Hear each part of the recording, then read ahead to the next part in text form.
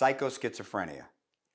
After we had had this success with Poetic Justice, the record company actually bought me a portable studio for my home when I was actually living in Kentucky at the time. And for Psychoschizophrenia, spent many, many nights. I would go out into my studio area from 10 at night till 5 or 6 in the morning writing. That period of my life, I felt, was a very unique period for me creatively.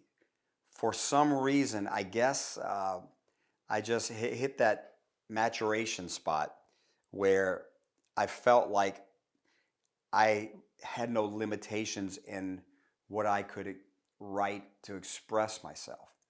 And I wrote what I feel are some of the highlights of my writing career. And Psycho took just a different but new, exciting turn in the history of the band. So we wanted to go right back to the same studio, which we did. Went back to Sheffield, where we had done Poetic Justice, and up in Maryland. And it was crazy because it was really, really cold at the time.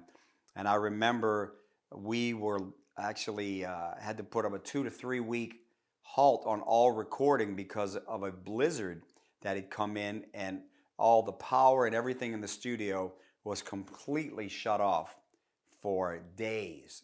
I think it was about 2 weeks that we had to sit up there in the snow and ice and wait for things to warm up a little bit. But Psycho was a very unique record. I think it actually took all of the different stylistic ideas that the band was known for and gave them an adrenaline shot and kind of put us on the path where we would remain creatively. I think that album was the first album out of the first 4, the first one that actually put us closest to where the band really is in a definitive way. That was the first record, I think, that we really were able to express that type of heavy, melodic, and darker side of Lillian Axe. Also on that record, allowed us to go to Europe. We had a very successful tour of Europe, and we played a lot throughout the United States. We did a 2.5-month tour, co-headlining with a band called Accept from Germany, and it was a very good time. We really felt like the band was at our creative peak.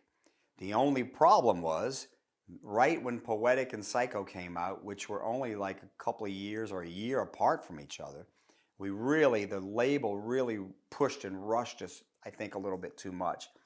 But that's right when grunge started to hit. So right when we were promoting these records is right when Nirvana was hitting with their album.